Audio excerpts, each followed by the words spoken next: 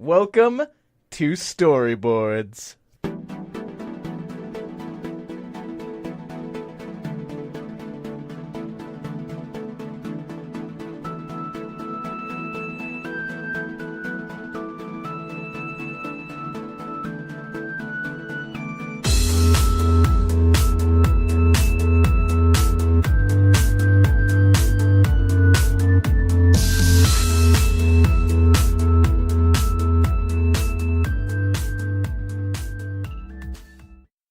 So, today on Storyboards, we're going to continue with Eternity Found. Found. In space. Space. I don't think it echoes in space. No, actually, if we were doing this in space, it would sound like this. Precisely. I'm Zach. I'm Jameson. It's been a while. It has been. I mean, these last two episodes have been kind of spaced out. Yeah. Sorry about that, everybody. That's okay. Vacations happen. So. I'm glad you apologize. I accepted. You apologized. I accepted for the audience. Wow. Yep. So kind of them to allow you to do that. I know, right? Well, so last time on Eternity Found, we were finishing up on the Exto. The Exto, that's right. We were finishing up on the Exto, and we discussed how they came to be, their origin, and who created them. And you got a neat little story about Toddley Ronturn. Still the best, the most fun name to say. Oh yeah, always the best name. And last time we actually talked about it, that we'd discuss more of the alien species within the universe. And this time, as you guys, if you listened to the last episode when we discussed castaways and the many monsters therein, we kind of did a workshop where we did live creations of creatures and backgrounds for existing things and just further expanded the universe there. Yeah, and so we wanted to let you into this creative process again with Eternity Found. So Jameson has created a list of aliens. Some he's got fleshed out, some is a little less fleshed out. And we're going to go through them one by one, talk about them, talk about their quirks and their eccentricities between each species, and flesh out a couple on air. So today, let's see, what have we gone over already in some of the past podcasts? We've got the Talanx, the Exto. The humans. The humans, basically, yes. We've talked a little bit about Space Cthulhu. Space Cthulhu, yes. And then you mentioned another one, which I've finally finalized the thoughts for and the name of their species, which actually is the first of our list. Oh, fun. Let's delve right into it then. All right.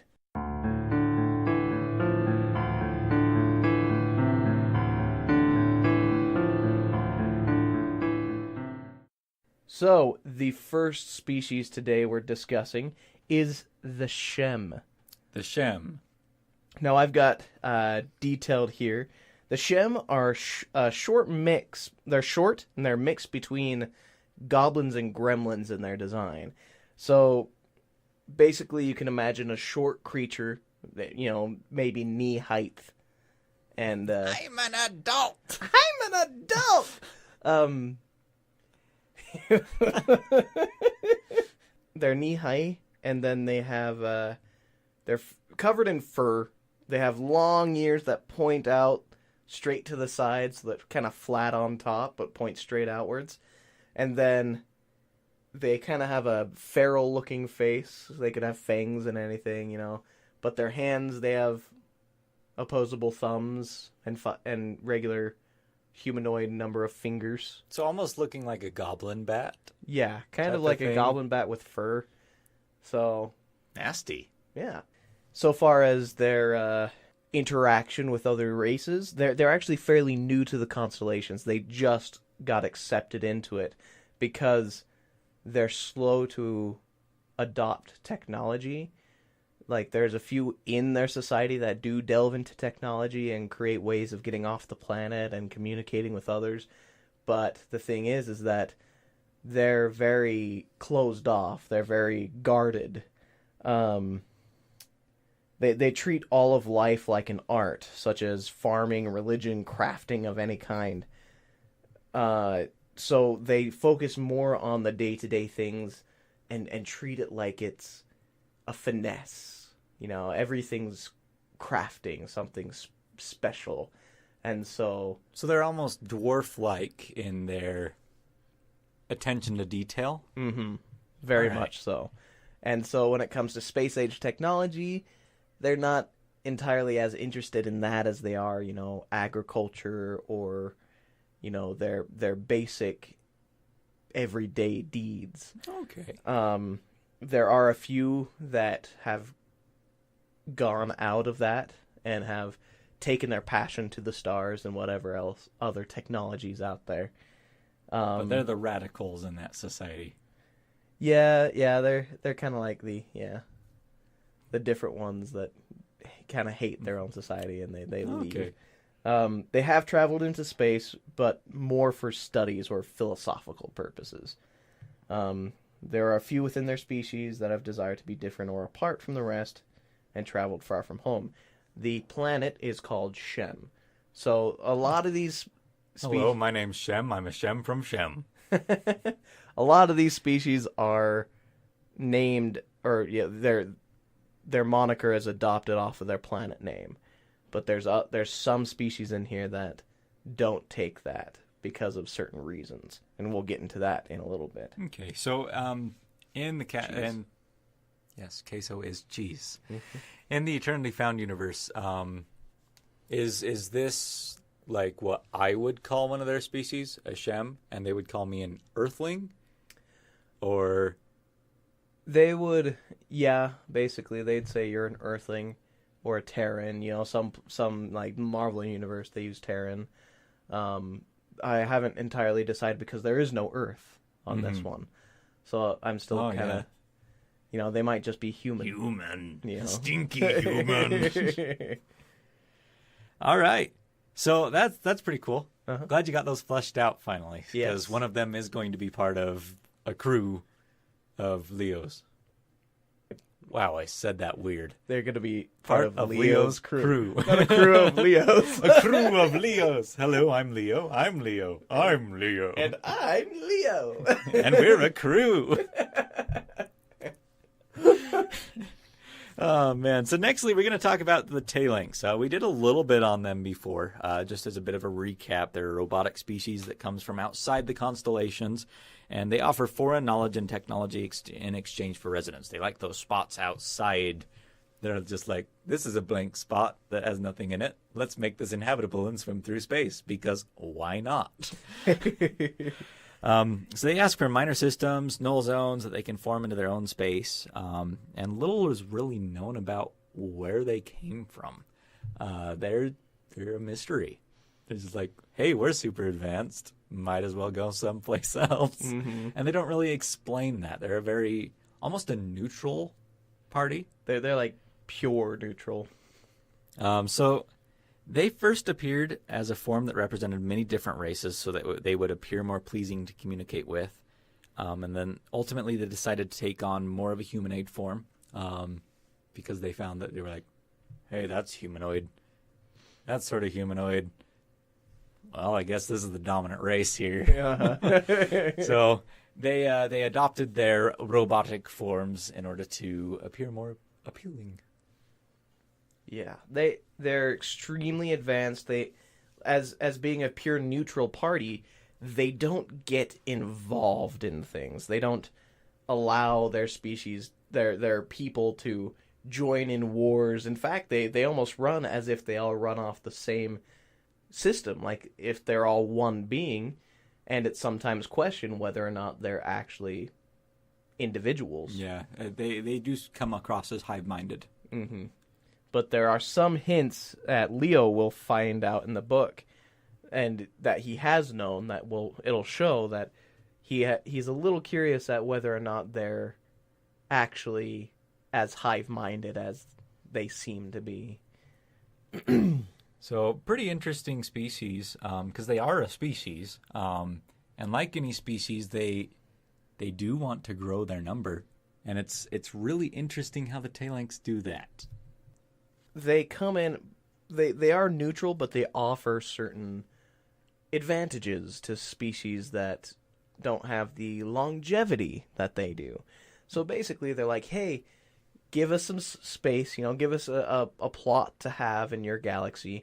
We'll set up a home and provide you technologies that you couldn't even imagine, technologies from other places in the universe that you can't even fathom to discover within your lifetime. And also, we'll give you extended life. We'll convert you into a tailings one by one, basically. If those who don't wish to face the unknown beyond, you can just become a tailings. Join us. Now it's, a lot of people will say, oh, that's like the Borg or the Cybermen, they just take over people and grow in numbers. They don't force it on people. They're not evil entities. No. They're just neutral. They want places to be. Their pursuit is knowledge. And if they have more people to help in that pursuit of knowledge, great.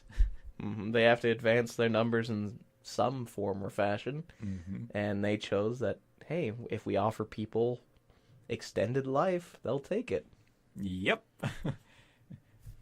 Hey, do you want to be a robot? Do you want to travel through space and discover new things you never thought possible? Then the tailings is for you. So join us today. We'll take your mind and make you a robot. But you'll still sort of be yourself. Sorta. Mostly. Don't look into it that much. All right. So, on to the next one. Now, this one, I think Zach tends to like a lot, is the Space Cthulhu. Good old Space Cthulhu. I've finally given them a name. Oh, do tell. It's Cthulhu. It's Cthulhu. No, they're the Advena. Oh, okay. So basically, they're from Advent, the planet Advent. They're the dominant species. They're the only intellectual species on their planet, and they're so basically in design. They have 2 arms, 2 legs. They're extremely tall. They're much taller than most other species. They're thin, but they're also scaly. They're like, you'd think green and scaly. They come in different shades, basically. You'll have some pale ones down to the really dark ones. But on average, it's a light green to a dark green, scaly skin. They have a fin on their head instead of hair. It kind of forms like a shark fin. And then they have these... Then they have these tendrils that... have these tendrils. They have these tendrils that come out of their backs and form skeletal-like wings, though they don't have any feathers.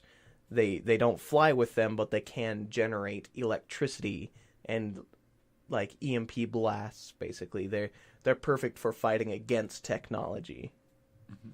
Mm-hmm. Are we going with the face-like tentacle stuff?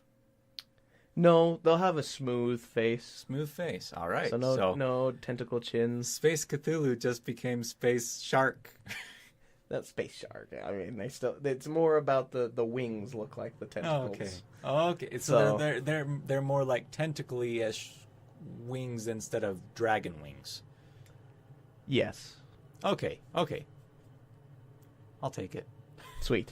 And don't mind the water sounds that will happen. Apartments.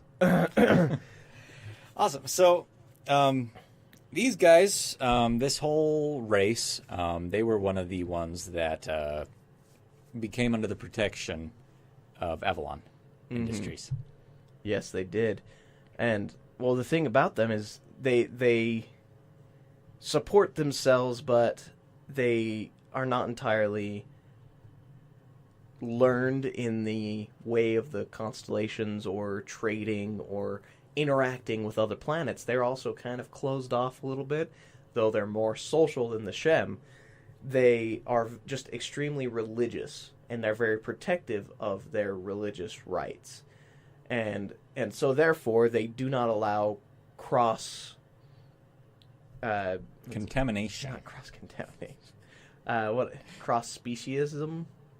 They're against weird hybrid babies. Yeah, they don't like to mix their DNA with other races. They don't like to breed with other species.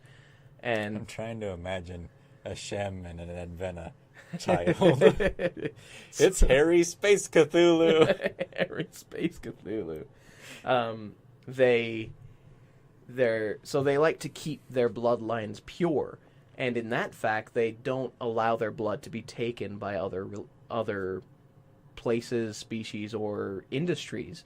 And at this point, Avalon Industries is in its darker days, where their payment is to take people or DNA to help create more soldiers.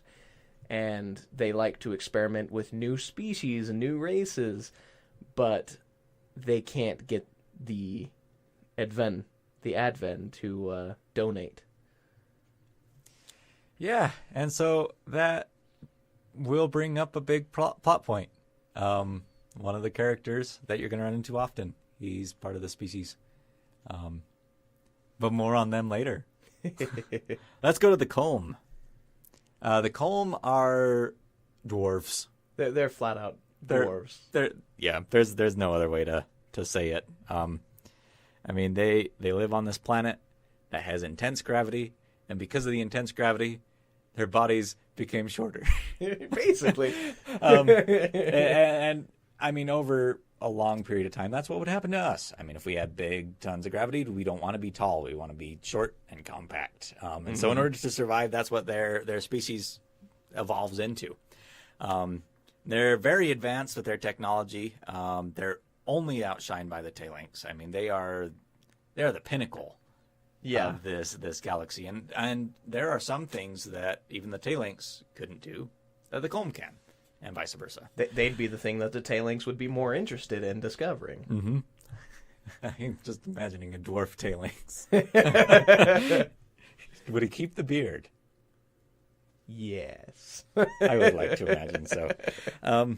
So their ships are difficult to fight because of their size. They're impossible to pilot by any other species and race that doesn't share a similar body type because, I mean, yeah, their ships are big. Their corridors inside the ships aren't. Everything in there is made for their size, and they see that as an advantage in battle, and so they'll make their ships suitable for only them. And so anybody trying to get on their ship to take it over or use their ship against them, they can't fit. Yep. Like, oh. So it's just sort of funny. They are very strategic. They are very, if you try to fight us, we're gonna kill you. Basically, they're not shy at all. They're the pinnacle of trade because their technology is what runs the constellations. If most anything you'd look at is made from something, either a metal that comes from them or a design that comes from them. And so the Tailings come, and you'd think they'd be all buddy-buddy. You're like, hey, let's share all these technologies. Tailings is like that. They're like, hey, I want your tech. Can I have your tech? I'll give you my tech. And these dwarfs, the Colm, they're like, heck no. What you doing? You coming in our market? They're not very friendly with the Tailings. No, they're not. They tend to cross circuits, if you know what I mean. No, what do you mean?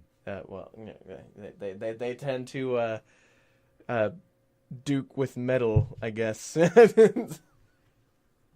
Because that makes more sense.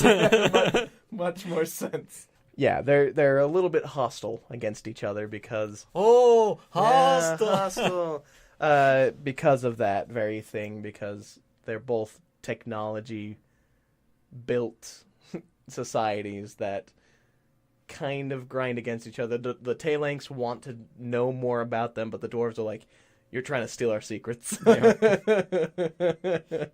We installed a security system on our planet just so we could know when there's people like you coming in to take our stuff. Now, in direct opposite to the Colm, they do have a natural enemy, which is the Gant. So the Colm, they're from the planet Colmenar, and therefore they're designated as the Colm. But the Gant are a species of giants that were rescued from a small planet suffering overpopulation. There is no I in Gant. Nope. And their planet, suffered from overpopulation and cruel population control laws. And they were the sister planet to Colmenar. And Colmenar actually came to their support when they joined the Constellations and learned of that planet. They they found the Gant when they discovered Colmenar. They're like, hey, look at the space. Just making a face. Zach's looking at me. He's got like some constipation. Wanted to see how long it would take for him to break. So they discovered Colmenar, and the Colm, they invited them over. Hey, come stay with us. We'll provide things for you until you go and find your own place. But the Gant, they're like, hey, this place is huge. The gravity is heavy, but we can stand it. Like what? And they started to believe that they had stories that their race was punished for their misdeeds in the past, for their ancestral misdeeds, and therefore they were placed on this small planet that had overpopulation problems because they were so big of people. And so they then deemed Colmenar as the planet they originated from. And the Colm are just inferior. Thank you so much for inviting us to your home, puny whelps. This is ours now. So their planet is called Hostrial.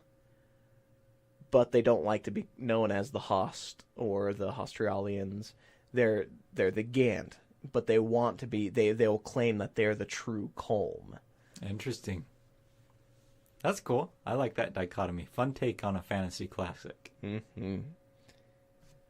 So, with that, looks like we're going to delve into a little more of the less formulated, less Founded? The less flushed out. Yes. The less fleshed out. We haven't fleshed them. Oh. Yeah, that's why we're doing it now. So I've made up a few different names. All right, so the first one we have is the Denevar. They are an alien race made completely out of denim. I don't know, what are you thinking? There was something earlier that we were discussing that I thought, I was like, oh, that would fit as as one of these things that I haven't entirely placed yet. What was it we were discussing? Oh, the four-armed creatures. Oh yeah, they could be Denevar. They could be.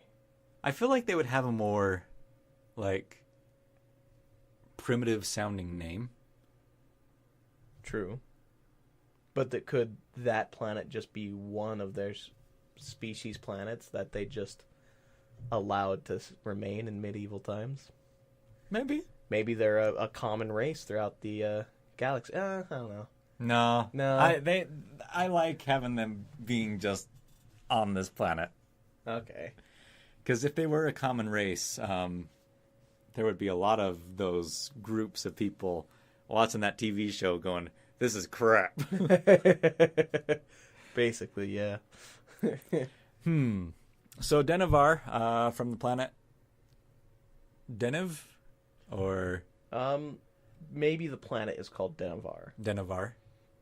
They're denizens of Denevar. The denizens of Deneva. Ooh, hey, no, what if we went with that and had them be like super intellectual? With the denizens of Denevar. So how would you think? So what science or what specific knowledge would they? Because we've got a technology race. Mm-hmm. We've got Maybe they're telepaths. ooh. Um, I've kind of already noted that telepathic abilities aren't fully formed in this universe. True. But it could be base telepathy. Images. An empathic society. Because that was stated in the Todd Lee Ronturn that because he's having in that story he's having telepathic experiences, but he states that there is no telepathic species that they've discovered. There are empaths. They could be those empaths. Yeah, the denizens of Delavar. So then, therefore, they're a very relatable species. They're a very kind and gentle species because they can know your emotion, know your... Yeah, I like that. But what if they had a dark side to them? So they only accept certain emotions in their society, and any other emotion that they sense, they become extremely hostile towards. Like they tend to chase it off, try to get it out of there, so other people, it doesn't spread, or perhaps Like almost a bossing say sort of thing. a very, they're very welcoming to everybody, but they just only they make sure that people stay within a certain amount of emotion, and that if they go too far one way, if they're too angry or too one thing, then they'll kick them off the planet. Kick them off, or here, what if they had like some sort of cell that instead of like soundproof or things like that, it's emotion proof. and so they have to remain emotionless, or their emotions, they can have that emotion in these places, and maybe it's a therapy for them. So they'll go to these emotion chambers, lock themselves in for a day or two, experience all the rage and everything they want, and walk back out and hello. So it's a species that every now and then feels the utmost rage and anger and angst, and they seal themselves off to let it happen, and then they can go out and... So it's kind of like a period for these guys. It's my time. I'm really angry. I gotta go in. Oh, goodness. Oh, I like that. That's cool. That's cool. And so other species that come in that are a little bit not as easy, not as simple emotion that can change on the fly emotionally like humans. They can get angry real fast. They're just like, oh, we gotta get him into this thing. Get him into the emotion chamber. Are you having your time? Oh, get him here. Get him here. Oh, man. My wife's going to be mad I made a period joke. Hey, you didn't know it. I'm the one who called it out. That's true. That's true. It's all Jameson's fault. Please don't hurt me. So I like that. The denizens of Delavar. The denizens of Devenar. We keep saying different names every time. It's Delavar, wasn't it? Denevar. Denevar? Let's get denizens of Denevar because we thought of denizens because it was den. It is denizens of Denevar. Okay, the denizens of Denevar. Delavar. The denizens of Devenar. The denizens of Denevar. Denevar. I like those. Those are cool. That's a cool race. That's a fun society it'll be fun to play with. We'll have to flesh out how they look later on too. Or maybe no mouths. No mouths. They communicate via emotion. Maybe. Are they like a mood ring race? their colors change? Dude, that with would be mood, so too? cool. And so, like, they communicate by, like, they, like, show their hands, like, lay their hands flat towards each other, and their hands will change color in certain patterns to communicate with one another. That is their spoken language. Is blue, red, green means hello, how are you? Or, and shades of things are like different tones and accents, and you have to bring a dry erase marker to communicate. Just this is how I'm feeling. That would be really cool. That would be cool. It'd be really weird for other races coming in to visit, being like, well, I mean, they have a written language too. Yeah, they could. They could have a sign language that they perform for other species. Yeah, that would be really cool. I like that. These guys are cool. Mm-hmm. Denizens of Denevar. Denizens of Denevar. Blue, red, yellow, blue. Green, green, green. Whoa! Purple! Orange. Red, red, red, red.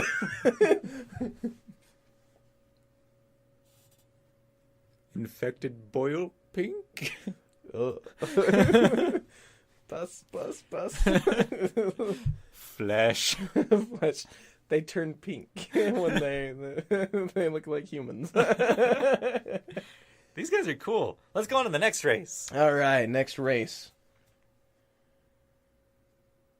It's a race. It's a race. I'm winning. So, in the that was the prologue, wasn't it? It wasn't the prologue. It was the intro to Avalon Industries. That it was, yeah. When Dowie O'Reilly was talking to the group of people, the courtiers, the politicians, there was a person that spoke out that sounded like snake-like. And you described him a bit as a snake-like being. Mm-hmm. And so I've come up with a name for them, the Suween. Sweet.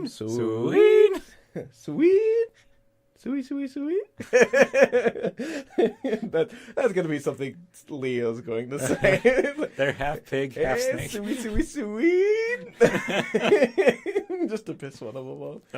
So I've been kind of struggling with the idea on these guys, whether to make them look like actual snakes with the green and the, but we've already got a race that has scales and green. What if they were like Nagas?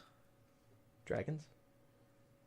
No, Nagas. No, not Naga in Japanese and Indonesian means dragon. No. Nagas in mythology. Yes. Not those mythologies. Dragons aren't real. Yes, they are. Oh, okay, you've got the Komodo dragons, yeah. But a Naga, not the Indonesian or Japanese one, they are half snake-like beings. They've got the snake tails with a humanoid body. Ooh, I haven't made a species with a tail. And so they literally slither around for their movement, but they can communicate to you like a regular being. Oh, yes. So it's basically like a Medusa race, almost, but not as snakish. Yeah.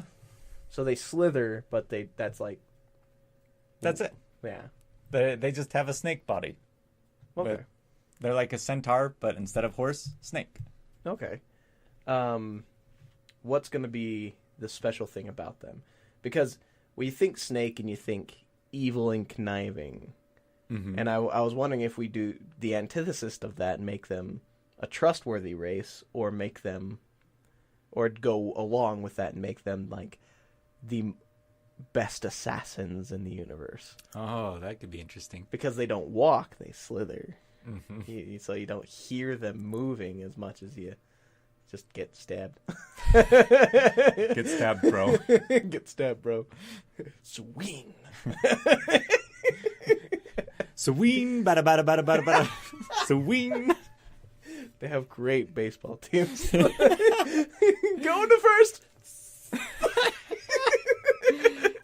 Because you could not see that, dear listeners, Jameson shimmied while he was slithering. That could be interesting. What if they were like not conniving or not like the super trustworthy, but they were the dopes of the universe? Like the cool. Yeah, they're dope. Yo, I'm gonna go over to the Sween planet and get me some of that intergalactic drugs.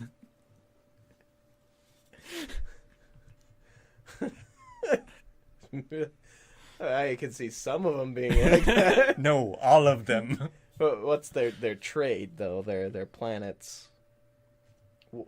What they bring to the market. Maybe we combine sort of those two concepts. So they are that conniving, but they're like big tobacco.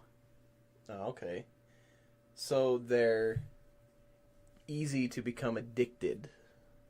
Yeah, they got a substance that's like a hallucinogen or something like that. That's exceptionally addictive. And it's used throughout the galaxy as medicinal, as a weapon. Like they use it specifically if they are hired as an assassin. Mm-hmm. They'll pump that into a building before they go in because it makes people hallucinate and it makes them much more effective. And so it's would it be a substance that they secrete or that's just from their planet? Ew, that's gross. Like, gotta get me some of that Naga juice. Hey man, you're a Naga, I see. It's like, yeah. So, you secrete lately? What if they shed their skins like regular snakes, and then it's the ground up dry skin? So it's the bodies, the husks left behind are turned into that drug. Yeah. Ooh, that's cool. That's creepy. Yeah, I like that. So, don't cross me. I've shed recently. Ooh, more potent when they're first shed. Ooh. So they shed, their dry skin that they leave behind can be ground up to make that substance. But because when reptiles shed skin, they're sort of filmy afterwards. Oh, so the dew, the moisture that's left over is a more potent version. Oh, and that's the one that's used in the poisons and things. And so, like, they'll dry out one of their hands with, like, a glove or something before they have to make a kill, and they'll take it off and just peel off their little skin and then use... Drip it. Oh, that's not... That's crazy. Okay, I like that. That's cool. Sween! Yep. That's cool. So it's not all assassins, they're not known for it, but their natural ability to create this drug makes them popular in all markets. In medicinal markets, in underground markets, in the clubs, and then for Yo dog, I got a sween for the club. Dude, I got this crazy sween. I tell you, he molts like once every other day. We got it fresh up in here, yeah? Come to my club. We spike every drink. We sween every drink. Oh, man. All right. Well, you want to talk about this last race? Yeah, we can touch on them just a little bit. Poke, poke, poke. No, I'm sorry. Yo, dog, don't do that. Hey, back up. So, this is the Yule. They're from the planet Yuletide, where it is ruled over by a dictator in red clothes with like white puffy liners, and they are all short and elf-like. And once a year, the ruler of the planet Yuletide will go out and bring presents to all the good boys and girls in the constellations. Did you just Whoville my No, I just Santed him.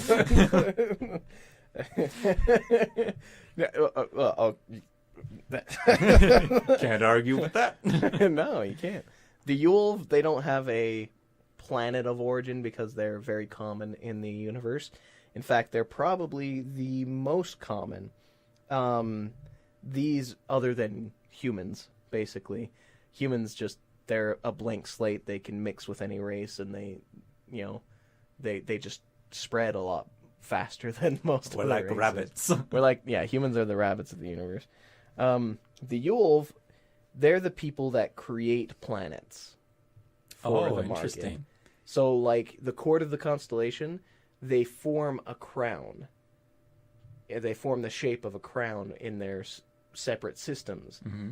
And the planets there are all fake. They're well, not fake. They're still real planets. They're made of rock, and they have a core and everything, but they're designed that way. Interesting. So that they form the crown. So that one guy that you meet in Hitchhiker's Guide to the Galaxy. I guess.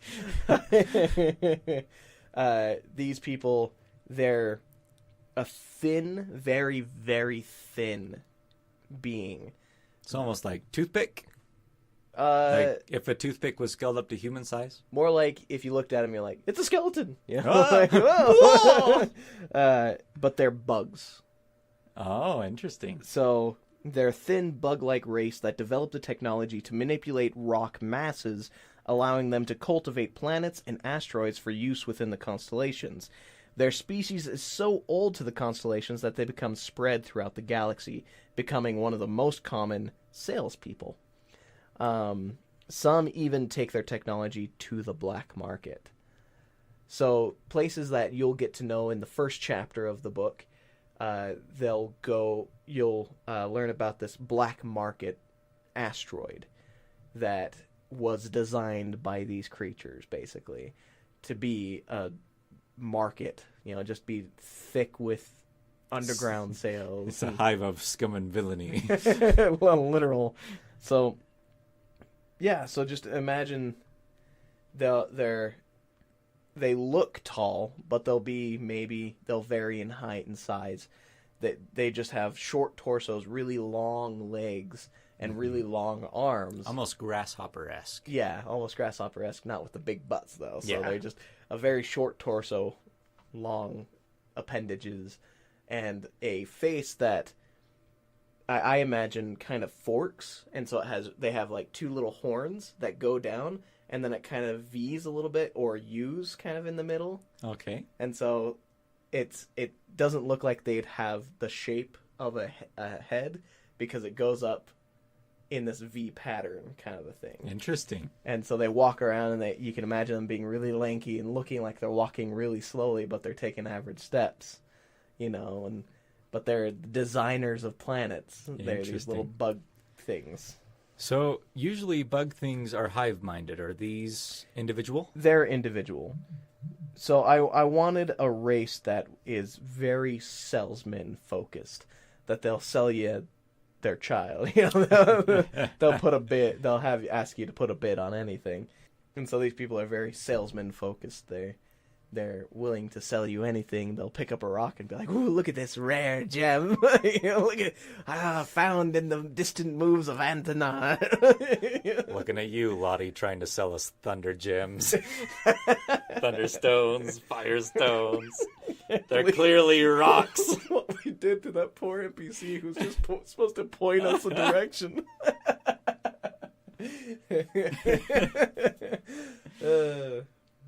Well, that's cool. Those are some awesome races. This by no means is a comprehensive list of races for Eternity Found. The constellations are very, very large. So you're going to find a whole variety of things we haven't even talked about, from like the green-skinned humans, or the yellow-skinned humans, or the golem-esque creatures that are made, that look as if they're made of rock and stone or gem.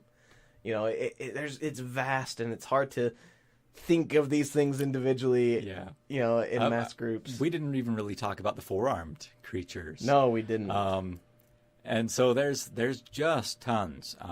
But these are some of the most the ones that you're going to run into. So, hope you enjoyed them. We're heading on to now my favorite section of the podcast, where we actually get to hear the author of Eternity Found read Chapter 1.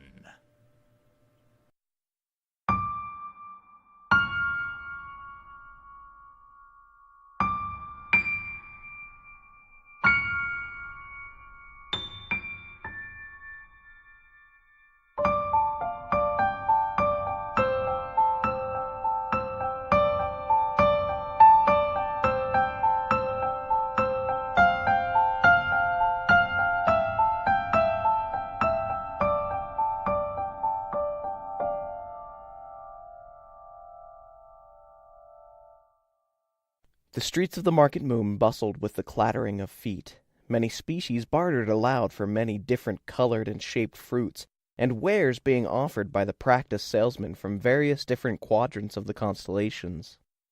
One female human spotted a dress that she felt made her eyes pop in the mirror. She turned from side to side to admire the attractive contours it provided her shape. Perhaps today would be the day she found the one that would notice her, enough to want to get to know her more. Before she knew it, a loud sound came from behind her, as 4 different humanoid figures crashed through the kiosks, one after the other. The first of the men gripped a large cloak that was set on a mannequin behind her, and ripped it out of the area. The last 3 men stumbled over each other and everything in their way as they attempted to keep up with him. The pay desk was toppled, and the money thrown about the ground, causing bystanders to scramble for a handful of currency. Someone ripped the dress from the woman's hand and made a breakaway, leaving her with frustrating disappointment. Leo, the man being pursued, quickly threw on the cloak he had taken, and a hat that's wide brim would be perfect to shade his face. This asteroid of a planet sat near to a bright star that made it difficult for him to be able to see without it, also making him grateful for the many tent coverings along his pathway. He glanced over his shoulder to see the 3 different alien men wearing the official black uniforms, emblazoned with stars and moon crests, to represent the court of the Constellations. They, like most everyone on this planet, wore thick sunglasses. Leo didn't trust anything that would shatter and damage his eyes on a mission like this. This wouldn't be the first time he was chased by men like these, however, and he found it a comforting feeling that it wouldn't be the last. His life was full of chases and running. It seemed to be what filled his time the most these days. It didn't bother him. He was in shape and well-practiced. In fact, he would feel remiss on a day where he didn't have to run from something or another. He would run from the Galactic Police, various gangsters, and on the worst days, from Avalon. Places like this handmade black market world wouldn't be somewhere Avalon cared about. It would be too easy to dispose of to give any concern. The atmosphere, like nearly everything on this planet, was placed here by some benefactor or businessman looking to make a mint off percentages of sales. Leo wouldn't even be surprised if few people in Avalon Industries had pockets getting filled from here. One of the reasons he didn't have any qualms with taking things. Being a thief is something of a career to Leo now. There was a time when he defended the galaxy from people just like his current self. Things have changed since the organization he worked for had branded him a criminal and sent their own people after him. It took Leo time to come to terms with what side of the law he's now treading. Even if he found his skills and abilities quickly made him on top of the game. This mission was simple compared to the bigger game he was involved in these days. Really, he shouldn't have to steal an object that was meant for him in the first place, seeing as how it was sent to his last known residence with the name Vigil printed on the case. Vigil, being the name given to him at the start of his criminal career, would be a word that could raise the value of any object in the universal market. Anyone owning anything that was branded or touched by a famous criminal, such as he was, felt empowered by it, like they had stolen from the great thief himself, and could flaunt it. Most people would be surprised to know that he wasn't at the game of thieving very long.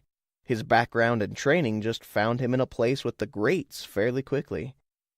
The item in the package sitting in the bag hanging from Leo's waist had high value labeled to it. Otherwise, the courtmen chasing him wouldn't be so light on their feet. Leo fled into a crowd wearing a cacophony of colors and clothing, allowing him the perfect place to blend in with his new disguise.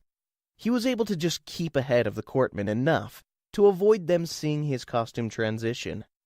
All that they could follow him on was with the trail of destruction and ruined kiosks he had left behind. Now he had just to be careful not to make a scene, and he was perfectly invisible to their inspections. The easy part was just walking back to the apropos, a name that Leo knew was way too intricate for its meaning than the way he was using it. Palverian always wanted to change the name to be something more memorable to the masses, like the nickname given to Leo.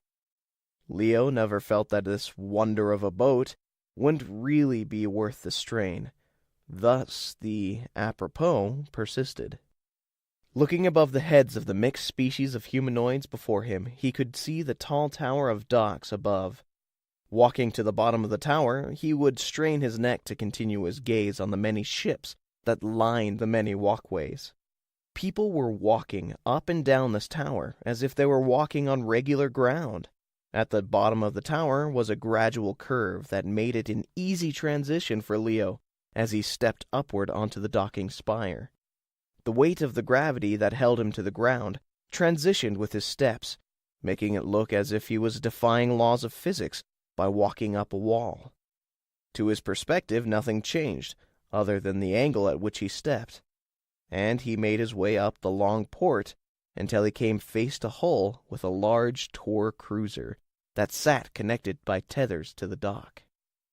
Looking up at the large front of the ship, he could only admire the class and style of its design.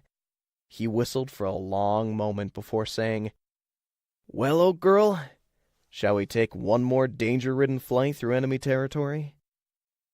He tossed the small bag from his hip into the air, as the artificial gravity took hold, pulling it back down behind him towards the opposite side of the port tower.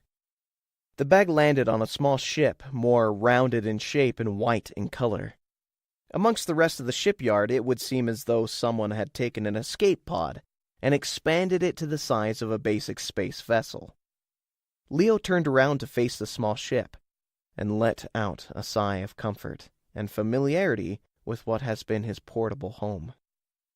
The ship welcomed him by shifting a ladder down the side. He climbed to pick up the bag and stood at the center of the roof of the ship. The portion of the hole he stood upon opened under his feet. Though he didn't fall through, a small light emitted outward and held him aloft in the air.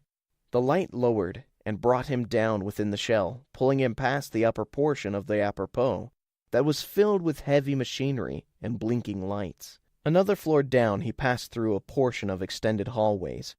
He floated into a larger chamber that toted many different stations, where people would be assigned to help run the ship's many different systems.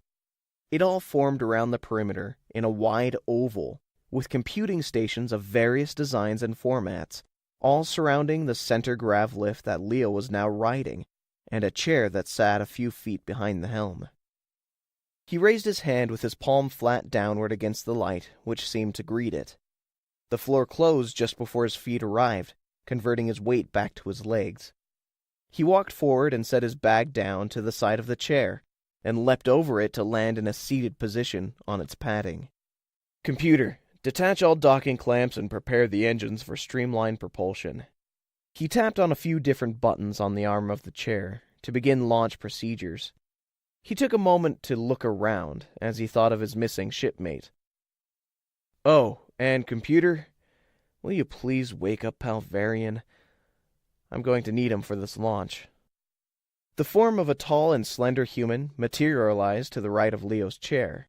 The form solidified and shone curly black hair and a scrunched, angry-looking face. "Wake up on the wrong side of the bed?" Leo asked aloud after a moment of silence with Palverian standing there, staring into nothing. The words broke Palverian's line of thought, gasping him into reality as he looked down a little worriedly at Leo. "Sorry, I was calculating something." Pal stepped forward and sat down at the helm controls. His hands spread out expertly as if he had been flying the ship for a time. "Why are you always so angry-looking when you're thinking?" Leo questioned with a slight chuckle in his voice. Palverian chuckled in return. "It's not like you don't brood when you're contemplating your next goal." "Think it'll be a clear exit?" Leo questioned as his mind lingered on the bag to his side. Palverian worked at the computer and was alerted to a dangerous element on the outside of the ship. "Looks like they've identified us. There are men on the dock just outside, with hull breacher charges ready and aimed." Leo's attention was sucked towards the large display that appeared above Palverian's head. It showed a group of men all wearing the Court of Constellation uniforms, toting large guns aimed towards the apropos. "I believe that is our cue to leave." One of the courtmen's hull breacher guns fired, sending a large bullet outwards towards the ship. It collided with the field covering the ship's hull, ricocheting and careening into the ship exactly opposite of the apropos, which Leo had been admiring before. The bullet tore a large hole into the boat's shell, and easily plowed through the rest of the ship until it exited somewhere at the top. The courtmen dived to the dock to avoid being hit by any shrapnel from the ship behind them, covering their heads in expectation of any pain that would follow. "Repulsion field still holding," Palverian announced. "Thank the Talanx for expensive technology." "Seconded. Now let's get out of here." Leo took a deep breath of relief, even though he knew they would be safe. He had been using the ship in many missions, and it's been struck by a plethora of different weaponry, and not much was able to break its repulsion field. The ship's design was now becoming old and outdated by newer experiments happening behind closed doors. It'll only take the right time and the right person to have what was needed to actually destroy the apropos defense. Leo was just fortunate that he was able to dismantle all the information and technology that was related to the apropos system before he escaped Avalon with his life and Palverian's mind. Palverian drifted the apropos out of its docking slot and aimed the front of the ship towards the sky. He ran a scan of the upper atmosphere to find that none of the courtmen's ships have yet to form any kind of blockade to prevent them from leaving. Palverian thought it must have been a slow day for them, especially with a place like this that should be heavily guarded to prevent thieves such as his partner in action. "Any chance this has pushed you towards retirement? I mean, we could easily just find a permanent vacation spot. A small island on an ocean planet, full of friendly, cuddly sea creatures. Of course, I couldn't really enjoy it all that much. I'm just saying I could do well with finding a different lifestyle." Palverian chatted loudly as he worked. Palverian knew that he wouldn't be living much differently if he hadn't been melded to the apropos, seeing as how he and Leo were both part of the conspiracy that labeled them as criminals. The worst part of it all was the fact that, now they were free to go where they chose, he couldn't leave a certain perimeter around the ship without his form dissipating at the full range of its projectors. The events of his death were a bit blurred to his memory. The data was corrupted during the transfer, and all he has to go off of now were Leo's words. He knew it involved sabotaging Avalon and attempting to steal the apropos, and according to Leo, his lack of self-preservation capabilities. In other words, Palverian was just too slow. His memories of before the incident were still intact, however, meaning he was still himself, character flaws and all. It was hard to believe that there could be an automated system avatar that would argue and make countermands to half the things the captain attempts to perform. It was also hard to believe that there was a system with a living algorithm that thrived and piloted the ship. The initial boosters fired, and they zipped into the sky and flew towards the upper atmosphere. The surge of pressure on their bodies passed, and left them feeling extremely light as they entered into space. The ship's sensors began firing, while the screens blazed with alerts and flashing lights. "Pal, what's the problem?" "There wasn't a security blockade, because there was something else." Palverian cleared the screen to reveal the view of dozens of ships, all designated with numbers and the large flag of the court. What was more terrifying were the few ships that bore the Avalon logo. which meant it also bore men and women who were trained to capture and kill them specifically. "Can you chart a course through them?" Leo asked as he attempted to recognize any ship in the fleet to possibly find a known weakness that he could exploit. "They've covered every possible direction, and even if we did find a way through them, we wouldn't escape their weapons range in time. Leo, now may be a good time for one of those crazy schemes of yours," Palverian said as he turned back to look at Leo, who sat thoughtfully in the chair. "What if we opened a gap?" Leo announced. Palverian's expression wore heavily with confusion and worry at Leo's statement. A tone rang from the screen as the opening hail came from the lead ship in the small armada. Leo nodded to Palverian, who turned and pressed a few buttons to reveal the face of an admiral on the screen. This woman wore a heavy coat, adorned with emblems and medals that denoted her many victories and promotions, with a hat equally decorated hiding her hair. "I take fact that you are giving us no return visual feed as confirmation we have the right vigil." She smiled at the statement and looked around to her crew before continuing. "There are so many copycats these days that rummaging through them is like trying to find hay in a Talaxian bot farm." She began to laugh along with the many of the crewmen that sat behind her on the bridge of the large ship. Leo's laughter must have echoed through their comms, quieting the Admiral and her people. "That's funny, Admiral, because I was just thinking, wow, it's really hard to find a Constellation fleet without Avalon superiors watching over them." Her smirk disappeared as she leaned closer to the console and barked, "Avalon isn't our superiors. They work for us, like you once did." Leo tapped a few buttons on the arm of his chair, and he spoke aloud to Palverian. "I've muted the mic. Palverian, start calculating a path, dependent on inflicting maximum power to any single vessel." "But Leo, firing on them would be—" Leo interrupted his sentence by tapping the buttons again to reconnect the sound of their conversation. "Yeah, you're right. I did work for them. Believe me, Admiral, by the time I left, the company didn't think much of the Court of Constellations' meager fleet. In their eyes, having the power to decide the outcomes for you makes you lesser." Leo attempted to stall. "I have no time to talk about these trivial things. You are hereby arrested for your crimes against the Constellations. These charges include multiple accounts of grand theft, terrorism, colluding with the Solar Trade pirate clans, and the murder of Palverian Dunvel, Ter Lu, and your ex-fiancée, Christia Yalir.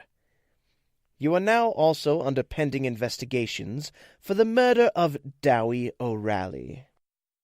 "Oh, really? That's 2 more murder charges than I'm used to hearing. Though I'm not surprised. I was the last person to really have seen Christia and Dowie alive. Makes sense they decided it would be convincing to point it all at me. I'm just their scapegoat," Leo continued as he motioned to Palverian with his hand to hurry up his research. "It is my honor to confiscate the apropos and take you into custody myself.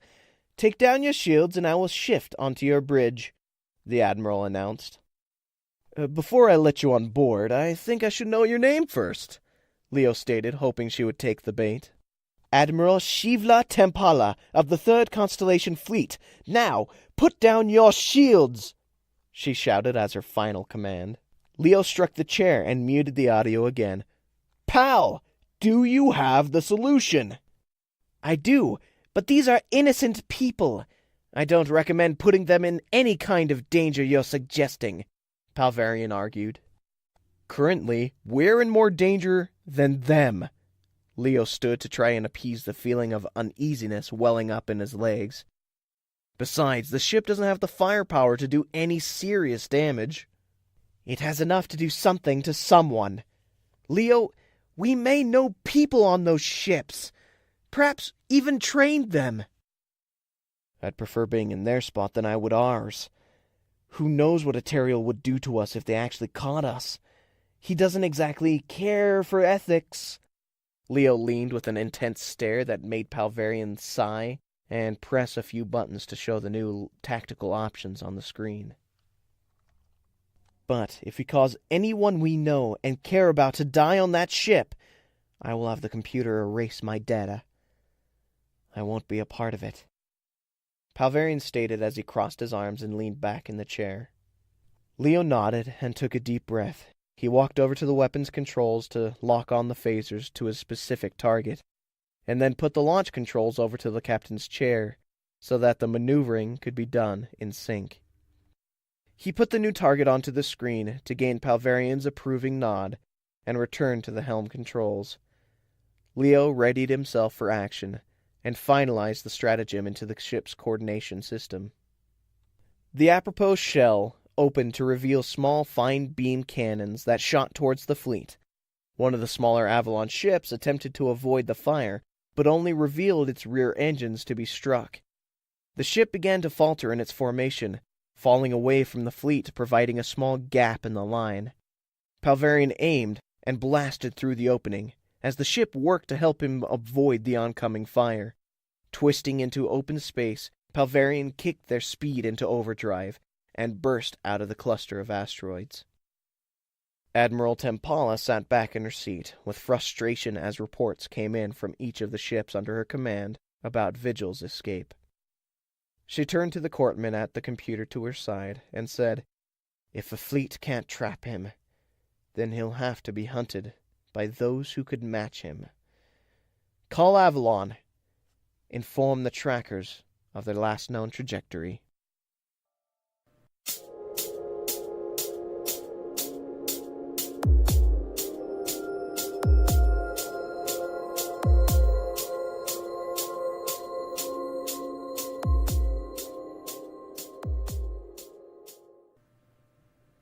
What are you waiting for? Go ahead and read it. I think they're done. Oh. Wow. They're Seemed fast. like just a couple seconds. No, it's been a while. Oh. Yeah. 15 units. Of time. Definitely not seconds. Well, thank you guys for joining us today. Remember, you can send your questions and comments to storyboardpod@gmail.com. That's storyboardpod@gmail.com. That is storyboardpod@gmail.com. You know, whenever they do that in the radio ads, I always forget what they're talking about. Yeah, it's best not to. Yep. Shall we pause and see if we have one? We do not. I checked. We have one for next week. Ooh. Okay. There we go. But yeah, remember to send your questions and comments on in, and we'll get them answered and added to the show. We'd love to hear from you guys. Leaving you again with a sound hug. You can't go without it, I'm just saying. I hope your week's been okay. Just know that we'll be here for you next time. And if you ever need us, You can turn down the podcast real slow and we'll just whisper into your ears. And you'll feel as if somebody's comforting you all day. also, tell if you you write in a question, we'll answer it.